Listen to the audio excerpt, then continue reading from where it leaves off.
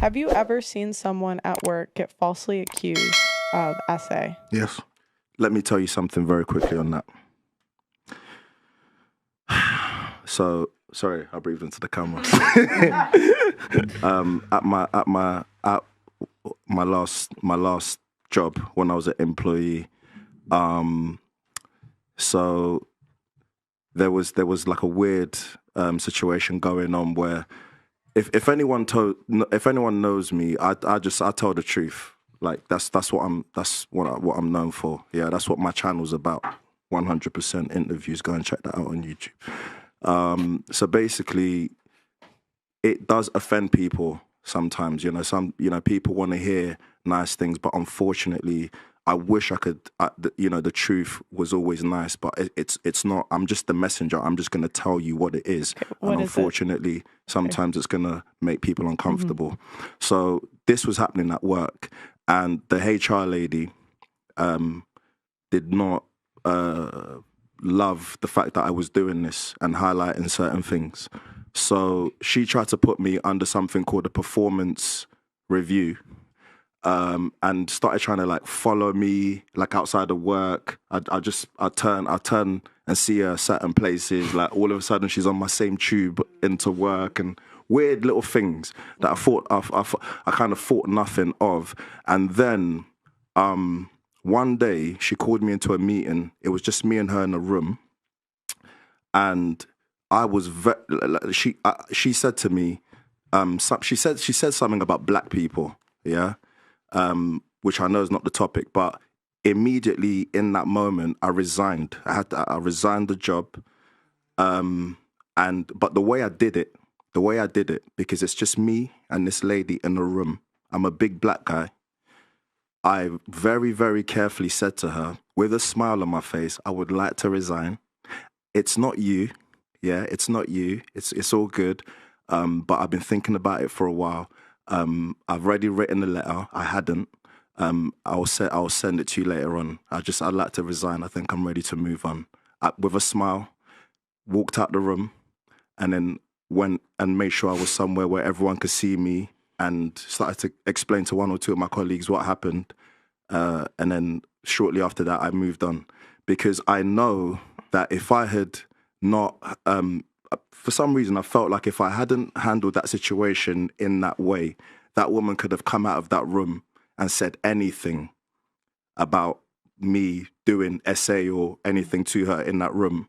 And, I'm not a weirdo, not that I look like a weirdo or nothing, but, it's not hard for someone to say, oh, look at this poor, young, little white woman and this big black guy, and it's believable. If someone says something about me, something about me like that, it's believable. Look at the size of me. Mm-hmm. You know what I'm saying? So I had to handle that situation very carefully and use my wits. So yeah, I just wanted to tell that mm-hmm. story very quickly on that point. Mm-hmm. But did she accuse you of something or no? No. She couldn't, because the way I did it. Okay. Yeah, the way I did it, mm-hmm. she couldn't. There was no cameras in that room, mm-hmm. but the way I kind of smiled and, mm-hmm. made her comfortable, and then. But Alex, what was the assumption? What was the assumption that she could say that about you? He was safeguarding. It's like a form of safeguarding. Do you know what it is? Yeah, I've seen enough situations. Mm. What have you seen? Enough situations like that where people told lies. I'll give you an example. So I learn from other people's mistakes. And it's not a person's mistake. Sorry, Paul. It's not a person's mistake to not look out for the lie that's coming against them. But it's still, I learned from that situation and decided exactly how I was going to handle that situation at that time. Women are spiteful. I've heard guys talk about how they were accused of SA after they rejected a girl.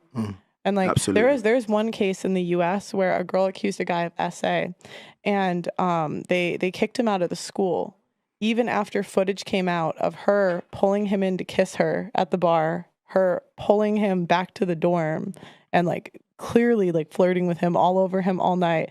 And then like he still got kicked out of the school, even with all that evidence and footage that came forward. That's the problem. Like, it's easier for women to play that card than it is for men. Like, men don't have any sort of backup on that topic. And that happens every day. So what he's saying, like, I completely understand.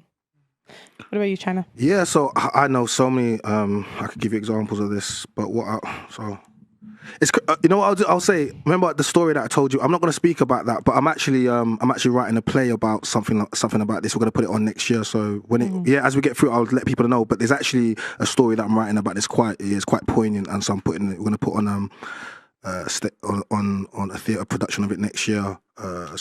But what I will talk about, I'm going to talk about a friend of mine's case. I'm not going to speak too much about him because I don't want to let it go. But what I will say is, a friend of mine was working. He had a very good job in the educational sector. He was there was a new role that's about to come out. There was a colleague of him that they used to have a bit of bants, but it was nothing. You know what I'm trying to say to you? He went for a job role. She went for a job role. He was given the job role. She was not given the job role. Everything was fine up to that point. After that point, he was given the job role. He obviously became her boss. And then now he had to get her to do certain things. And you know what I mean? So she didn't like the fact that he was given the job role and he was now her boss. Even though they were fine 100% before, everything was fine, she started creating problems within it and saying that she can't work with him. And then obviously the HR was like, why can't you work with him? And then she came around, he's been inappropriate. And that created a whole spiral of events that happened. And when I know how hard my boy has come from nothing, it's one of these people that's come from nothing, like war-torn country, to climb up and to get yourself, go to university, get yourself an education sector. And he was like the only black person in there. And then she was also, she was a black girl, mixed race girl. And then so just the two of them. And when she went and made whatever allegations against him, it set a whole spiral of events that put him through. And I had to witness this man go through this pain, and he's my friend, and I was just like, why is she doing this? But she just didn't like the fact he got the job and she didn't get the job.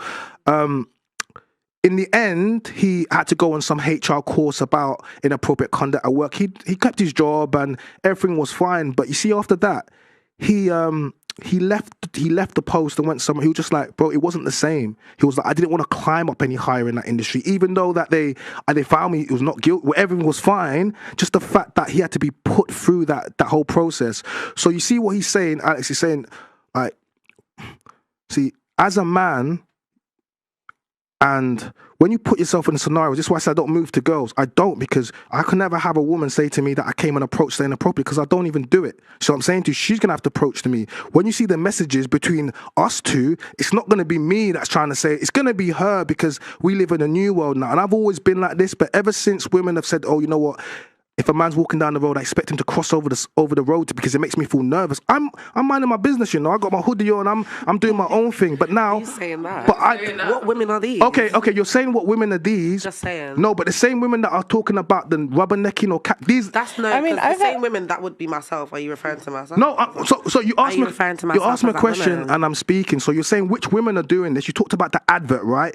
The same women that are talking about the advert are the same women that are making a man cross over the road. Because me personally, I would never. I didn't say you.